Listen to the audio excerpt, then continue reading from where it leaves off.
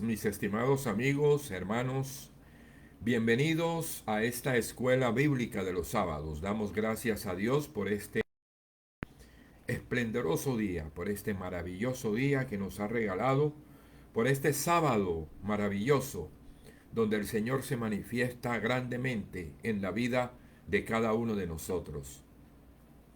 Damos gracias al Señor por la oportunidad que Él nos da de reunirnos en este sábado, en esta mañana maravillosa, bendita, para estudiar su palabra, para reflexionar sobre su palabra. Hoy vamos a dar inicio a un estudio interesantísimo sobre la realidad del cristianismo en el primer siglo. Quiero de verdad darle las gracias a cada uno de ustedes por compartir esta palabra. Quiero darle las gracias a ustedes porque su presencia es importante para nosotros. Darle gracias a cada uno de ustedes por su sintonía, por su acompañamiento, por su apoyo. Sean todos ustedes, su familia, sus amigos, bendecidos por el Señor en este sábado. Vamos a dar inicio a nuestro estudio y los invito para que compartan esta transmisión en este momento. Compártanla con sus amigos, con sus familiares, en esta mañana hermosa, donde el Señor se ha manifestado grandemente con cada uno de nosotros. Hoy nuestro tema es el cristianismo en el siglo primero. Hemos venido estudiando la historia del pueblo de Israel, las etapas de la historia del pueblo de Israel. Y hemos estudiado 6 etapas. Hoy iniciamos ya la etapa neotestamentaria, primer siglo del cristianismo, de la iglesia cristiana. Durante este día queremos poner nuestro trabajo en las manos del Señor, nuestra reflexión.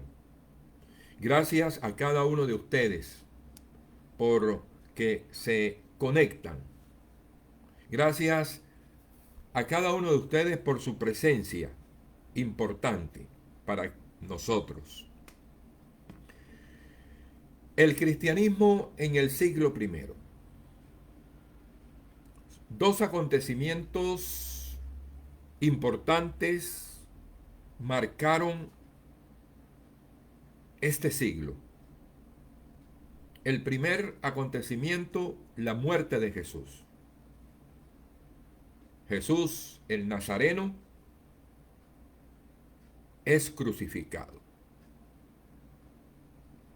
Y el segundo gran acontecimiento de este primer siglo de la era cristiana es la destrucción de Jerusalén en el año 70.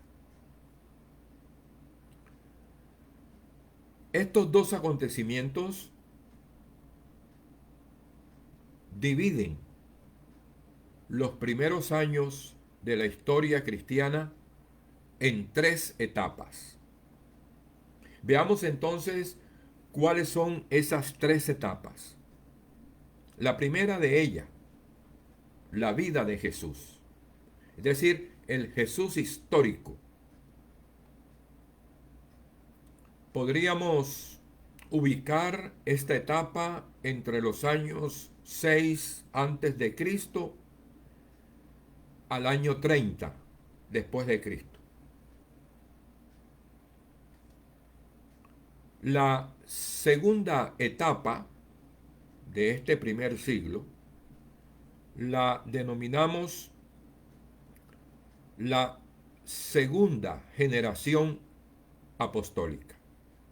La generación apostólica es la segunda etapa. La generación apostólica comprende los años 30 Muerte de Jesús al año 70 después de Cristo. Destrucción del templo y de Jerusalén. La tercera etapa la denominamos la tercera generación cristiana, que va del año 70 al año 100 después de Cristo. Entonces tenemos esas tres etapas del primer siglo de la era cristiana y vamos a ver ya de manera detallada las características de cada una de esas etapas.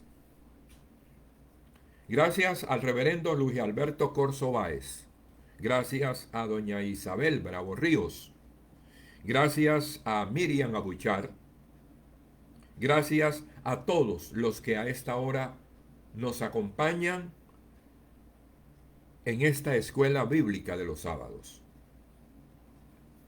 Entonces miremos la primera etapa, la etapa de la vida de Jesús de Nazaret. Año 6 antes de Cristo al año 30 después de Cristo. La vida de Jesús se desarrolló principalmente en tres ciudades: Nazaret, Cafarnaúm y Jerusalén. En Nazaret, en la aldea de Nazaret, podríamos decir que transcurrió la más larga etapa de su vida. Nazaret de Galilea fue donde Jesús llevó una vida familiar, normal, y seguramente realizó un trabajo, el de carpintero, según el Evangelio de Marcos, capítulo 6, versículo 3. Como buen judío, Jesús acudía los sábados a la sinagoga y conocía la ley de Moisés. Marcos 6, del 1 al 2. Entonces, en Cafarnaúm, situada también en Galilea, Jesús empezó a reunir a un pequeño grupo de discípulos. Marcos 1, del 16 al 20. Y ahí empezó Jesús a predicar la buena noticia del reino de Dios. En Cafarnaúm, Jesús vivía probablemente en casa de Pedro y de allí salía a predicar en las aldeas y pueblos circunvecinos. Su fama se fue extendiendo considerablemente y el grupo de seguidores de Jesús aumentaba cada día. El grupo compartía su estilo de vida. El grupo convivía con Jesús y escuchaba sus enseñanzas. Y era testigo directo, ocular, de los milagros de Jesús. Cafarnaúm representa la etapa de la vida de Jesús que nosotros más conocemos gracias a los evangelios. Por su parte, Jerusalén era el centro religioso del judaísmo. Y Jesús también quería allí anunciar la buena noticia que había predicado en Galilea. La permanencia de Jesús en Jerusalén fue prácticamente breve. A los ojos de las autoridades judías, la predicación de Jesús atentaba contra la institucionalidad, atentaba contra los preceptos de la ley, y él se mezclaba con pecadores. Finalmente Jesús fue condenado a morir crucificado, un suplicio que los romanos reservaban para los esclavos y delincuentes. Esa viene siendo entonces la primera etapa de este primer siglo, la etapa de Jesús de Nazaret, la etapa del Jesús histórico, del Jesús que anduvo por tierras de Galilea, por los pueblos, aldeas y ciudades, anunciando el reino de Dios a través de sus palabras y de sus obras. Y esta primera etapa del primer siglo del cristianismo la cerramos con la muerte de Jesús. Jesús es crucificado. Tenemos entonces ahora la segunda etapa, que se ha denominado la generación apostólica, años 30 al año 70 después de Cristo. La muerte de Jesús provocó una primera reacción de desilusión en sus discípulos. El Evangelio de Lucas, capítulo 24, versículos 18 al 21. Y también de miedo, de temor. Juan, capítulo 20, 19 al 23. Pero muy pronto la evidencia de la resurrección de Jesús, ese temor y esa desilusión de los discípulos se convirtieron en valentía, se convirtieron en fuerza, en poder para anunciar que Jesús el crucificado había resucitado.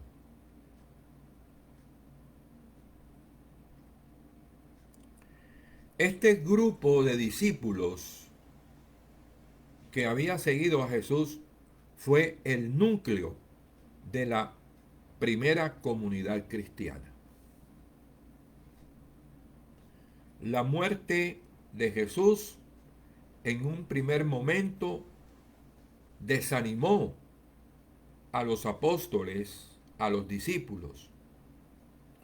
Pero el hecho de la resurrección, el hecho de que Jesús resucitó, los animó, recobraron fuerzas, confianza y valentía para anunciar la buena noticia de la resurrección de Jesús. El mensaje cristiano de vida, de resurrección, se extendió rápidamente de tal modo que en pocos años van surgiendo pequeñas comunidades en la parte oriental del imperio como resultado de la predicación de los apóstoles y misioneros. Ahí tenemos al libro de los Hechos de los Apóstoles, que describe esta expansión como resultado de la predicación de los misioneros cristianos. Esta expansión del anuncio de la resurrección de Jesús se produjo primero en Samaria, Libro de los Hechos de los Apóstoles, capítulo 8, versículos 4 al 28. Después se fue extendiendo hacia la región costera de Palestina. Libro de los Hechos, capítulo 11, versículos del 19 al 30. Y desde allí las regiones de Asia Menor, de Grecia, Libro de los Hechos, capítulos del 13 al 20, hasta llegar a Roma, capítulo 28 del Libro de los Hechos, versículos 11 al 31. A solo 20 años de la muerte de Jesús, años 50 después de Cristo, el Imperio Romano había quedado sembrado de pequeñas comunidades cristianas en la que se ensayaba un nuevo estilo de vida, alimentado por una nueva fe en Jesús resucitado.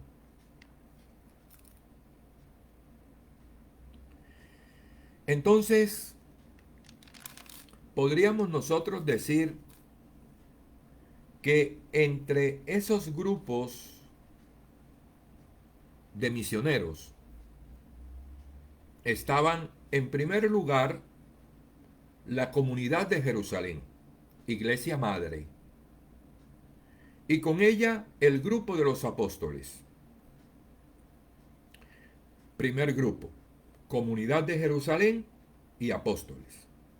El segundo grupo estaban los helenistas, que eran procedentes judíos, procedentes de fuera de Palestina, y que fueron los primeros predicadores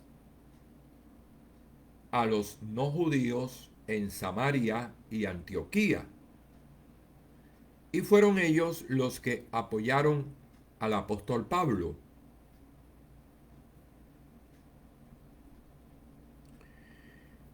Importante entonces para la expansión del cristianismo la misión de Pablo y de sus colaboradores en Asia Menor y en Grecia,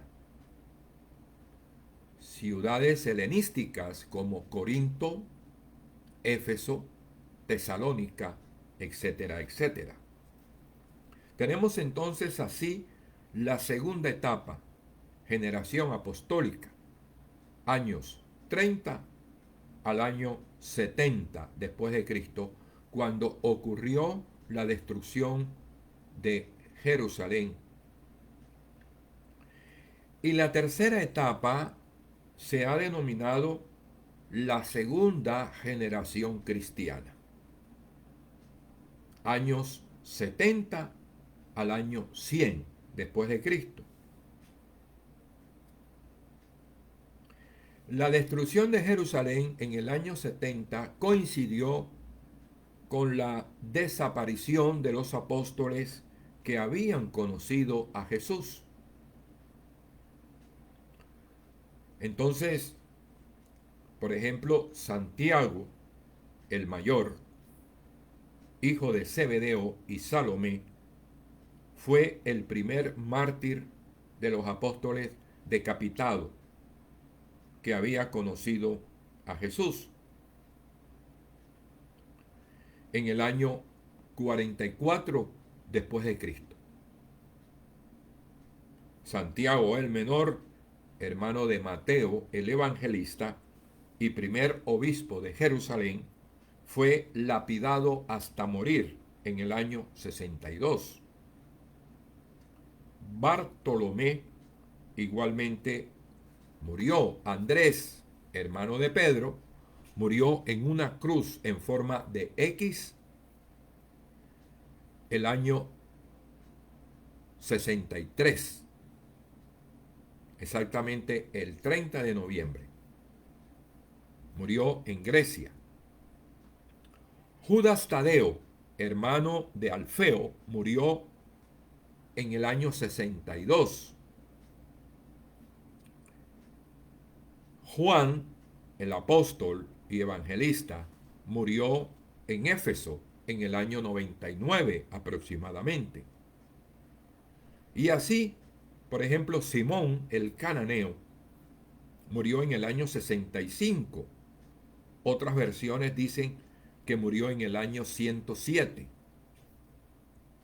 Felipe fue crucificado boca abajo y apedreado en el año 80. Pedro, Simón Pedro, fue crucificado boca abajo el año 64 después de Cristo en Roma. Entonces, tenemos que la destrucción de Jerusalén en el año 70 y la muerte de los apóstoles que habían conocido a Jesús marcan la transición a la segunda generación cristiana, durante la cual la iglesia se consolidó en sus estructuras y en sus doctrinas. Ya nadie podía decir yo vi al Señor. Ya todos los apóstoles que habían visto al Señor, que habían convivido con Jesús, todos los apóstoles habían fallecido. En esta tercera etapa de la segunda generación cristiana, los judíos, fariseos y la iglesia cristiana vivieron en permanente tensión y confrontación. Y este es el ambiente que nosotros percibimos en los escritos del Nuevo Testamento, redactados durante esta época. Muy importante este dato, especialmente los evangelios de Mateo y de Lucas. El libro del Apocalipsis refleja precisamente la persecución contra la iglesia sufrida especialmente en algunas comunidades de Asia Menor. Otro rasgo característico de esta etapa entonces fue la muerte de los apóstoles que habían conocido a Jesús, como ya hemos visto, de tal manera que ya nadie podía decir yo lo vi, yo conviví con él. Nacen entonces las diferentes tradiciones escritas, apostólicas, vinculadas a los principales apóstoles de la primera generación. Tenemos entonces los evangelios, tenemos entonces las cartas de Pablo, y en esta época tenemos, por ejemplo, la tradición de Pedro en Antioquía, la tradición de Santiago en Jerusalén, la tradición de Juan en las regiones rurales de Transjordania y la tradición de Pablo en las regiones de Asia Menor, Grecia y Roma. Así se fue extendiendo el cristianismo. Ahora, estas tradiciones se fusionaron en dos de manera principal: la tradición petrina y la tradición paulina.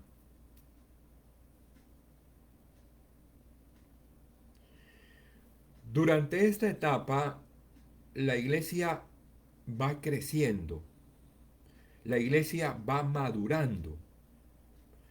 Durante esta etapa, la iglesia enfrenta una crisis de maduración, como le ocurre al ser humano, de manera normal. El niño, al pasar a la edad de joven, va madurando y va enfrentando crisis. Eso le sucedió a la iglesia. ya va desapareciendo un poco los ímpetus iniciales y resulta difícil en esta nueva realidad vivir la radicalidad del Evangelio en la vida diaria.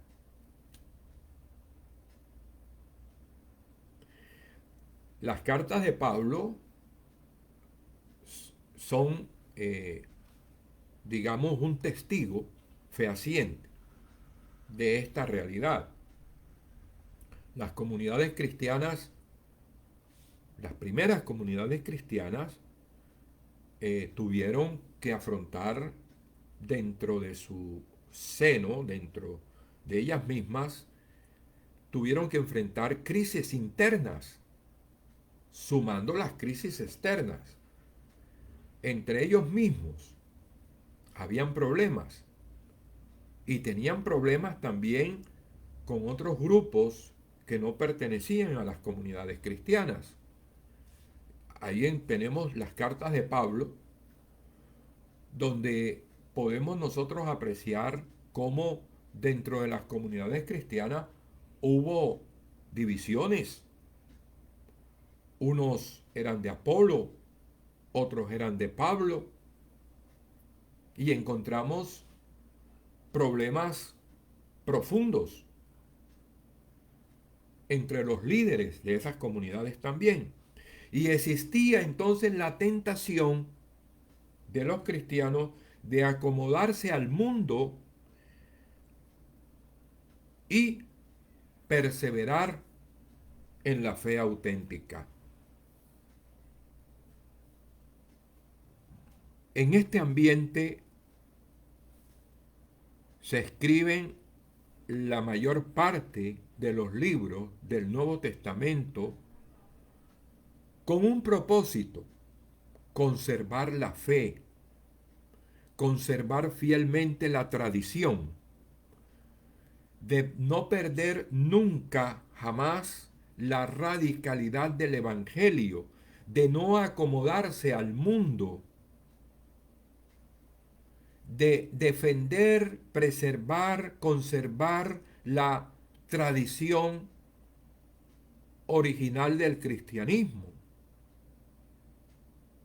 Era el propósito principal de los escritos del Nuevo Testamento. Además, tenían el objetivo de alentar a los cristianos frente a las persecuciones, frente a las confrontaciones internas y externas.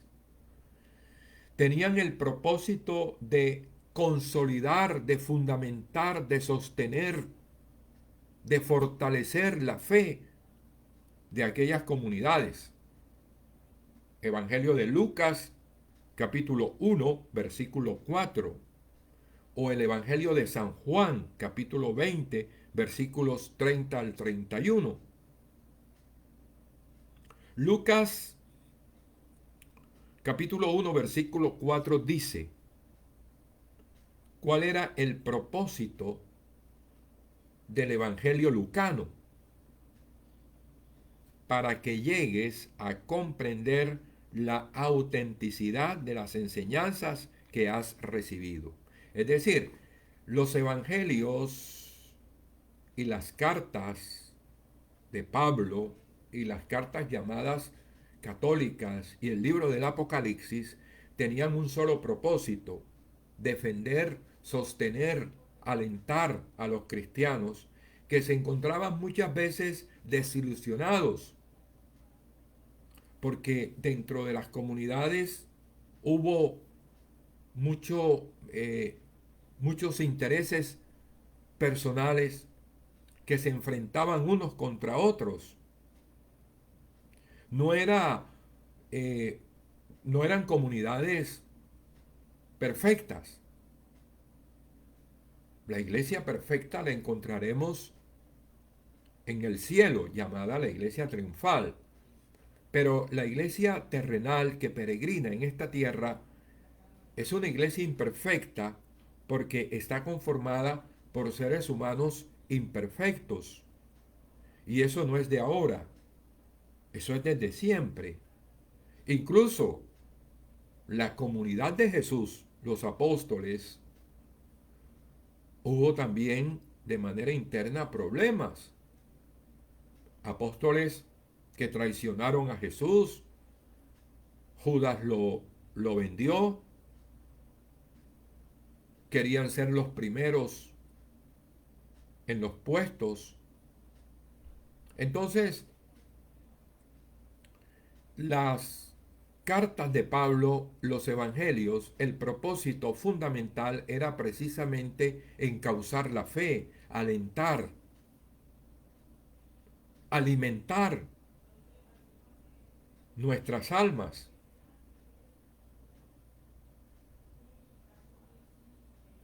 Por lo tanto, cuando nosotros leemos el Nuevo Testamento, vamos a encontrar el testimonio de unos hombres que convivieron con Jesús, que fueron testigos de sus palabras y de sus milagros, y que esos testimonios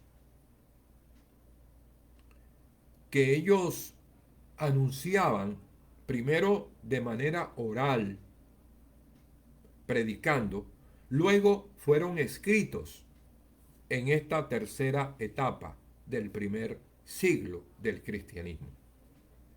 Y así fueron escritos en primer lugar, como veremos en próximos encuentros, fueron escritos,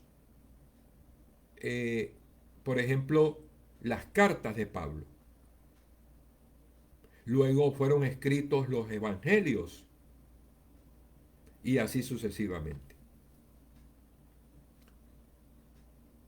Bien, mis queridos hermanos, gracias por su tiempo, por dedicar este momento a estudiar la palabra. Debemos estudiar la palabra, no tener la Biblia de adorno. La tarea que vamos a tener esta semana es descubrir en los evangelios y en las cartas, descubrir los mensajes de aliento, de fortaleza en medio de las dificultades. Vamos a descubrir esos mensajes, porque el primer propósito de los libros del Nuevo Testamento fue alentar, alimentar la fe de los cristianos frente a las crisis. Y ustedes en los evangelios y en las cartas de Pablo, cartas católicas y en el Apocalipsis, van a encontrar esos mensajes que ayudaban a los cristianos en su momento, como propósito principal de los escritos del Nuevo Testamento, alentar, ilustrar, consolidar la fe de aquellas comunidades.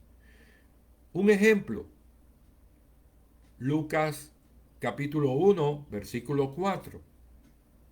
Otro ejemplo, el Evangelio de Juan, capítulo 20, versículos 30 al 31. Ustedes descubran otros mensajes de aliento, de ilustración, que alimentan las almas del cristiano. Gracias a todos por su presencia. Le damos gracias al Señor en esta mañana, por este día, por este momento, por darnos la oportunidad de encontrarnos todos los sábados para escuchar su palabra, aprender de ella, descubrir su mensaje, descubrir su rostro amoroso y misericordioso en su palabra. Esa palabra viva en vivo. Gracias, Señor, por todas las personas que nos han acompañado a esta hora. Gracias, Señor, por todos aquellos que posteriormente van a alimentarse de su palabra a través de este video. Gracias, Señor, bendice sus familias, derrama sobre cada uno de ellos tu rica bendición. Protégelos de todo mal. Que tengan todos un feliz fin de semana. El Señor les bendiga, el Señor les guarde, el Señor les acompañe. Buenos días.